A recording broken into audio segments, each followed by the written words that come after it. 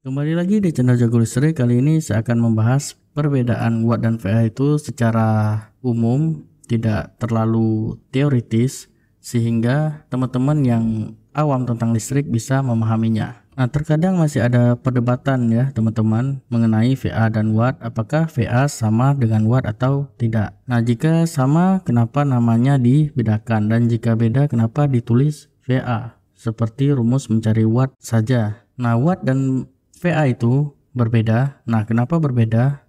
Nah, pada dasarnya VA dan watt itu adalah sama-sama daya listrik. Tapi sekali lagi kita harus tahu kenapa disebut VA dan kenapa disebut watt. Nah, VA adalah satuan yang menunjukkan kapasitas daya yang dapat tertampung pada suatu rangkaian. Nah, sedangkan watt itu satuan daya listrik yang dimiliki dan digunakan oleh alat listrik sebagai pengkonversi energi listrik. Contohnya kompor listrik, penerangan, pemanas listrik, dan lain-lain. Nah, sederhananya kita bisa analogikan kalau VA itu seperti wadah atau gelas, sedangkan watt itu seperti isi dari wadah, contohnya air yang dicampur dengan teh telur sasetan. Nah, misalkan saya mempunyai air dan teh telur saset, jumlah keduanya itu adalah 240 ml. Tentunya saya akan memilih gelas dengan ukuran yang sama dengan isinya, yaitu 240 ml. Nah, namun apabila saya tuang keduanya akan menimbulkan buih pada gelasnya, sehingga buih itu akan keluar dari gelas tersebut. Nah, tentunya karena buih keluar, maka ada isi dari gelas yang terbuang keluar. Nah, yang ini yang harus dihindari. Nah, oleh karena itu kita memerlukan gelas atau wadah yang lebih besar. Nah, di sini saya mempunyai contohnya gelas dengan ukuran 300 ml. Nah, apabila saya tuang isinya yang tadi teh telur dan air 240 ml, maka buih tersebut tidak akan keluar karena wadah atau gelasnya sudah lebih besar ukurannya. Nah, dari sini kita bisa lihat ya, watt dan VA itu tidak sama, di mana air teh telur yang pekat itu adalah watt atau daya nyata, sedangkan buih yang dihasilkan itu adalah daya reaktif atau satuannya VAR. Nah, gabungan antara teh yang pekat dan buihnya itu dinamakan dengan daya semu dengan satuannya VA.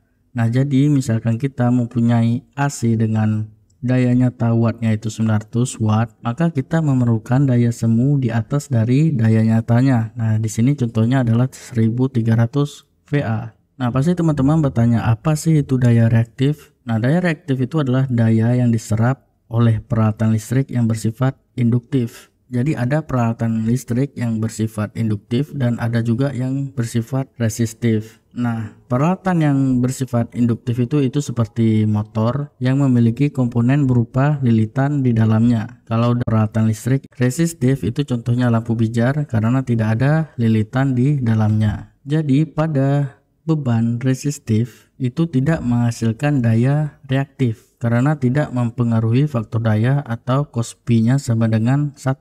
Nah, ini cara mencari dayanya kita menggunakan rumus yang umum ya, P sama dengan V kali I. Sedangkan pada beban induktif itu menghasilkan daya reaktif karena menyebabkan penurunan nilai faktor dayanya, yaitu cos P di bawah 1. Nah, umumnya itu cos P-nya adalah 0,8. Sehingga dayanya formulanya juga beda, yaitu V kali I kali cos P. Nah, pada beban-beban induktif inilah kita memerlukan adanya VA atau daya semu. Nah, kapan VA dan watt itu digunakan? Nah, VA biasanya digunakan pada komponen perlindungan atau circuit breaker ya, contohnya MCB dan suplai arus baterai atau KWH. Nah, sedangkan watt itu biasanya digunakan pada komponen-komponen listrik yang bersifat mengubah energi listrik menjadi energi lainnya, seperti heater yang mengubah energi listrik menjadi panas, motor listrik yang mengubah energi listrik menjadi energi putaran atau magnet, dan lainnya. Nah, contoh umumnya adalah penggunaan VA dalam KWH sebagai kontra antara PLN dan konsumen. Nah, misalkan saya mempunyai pompa air dengan daya nyatanya itu 900 watt. Nah, saya pasang pompa air itu di instalasi listrik dengan KWH-nya itu 900 VA. Nah, kita lihat di sini daya nyata dan daya semuanya itu sama. Nah, kita analogikan ke teh telur dan gelas tadi. Nah, di mana teh telur dan airnya 900 ml dan gelasnya 900 ml sama ya.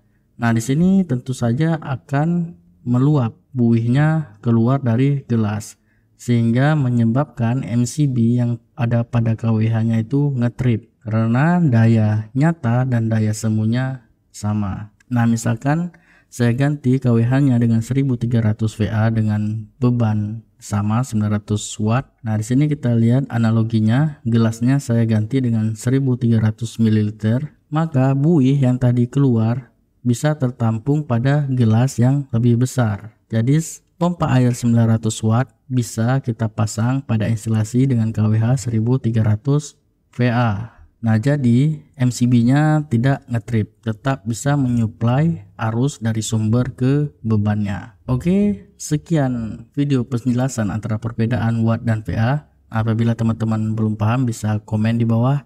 Dan apabila teman-teman suka dengan video ini, teman-teman bisa like dan subscribe tentunya. Dan sampai jumpa di video selanjutnya. See you teman-teman.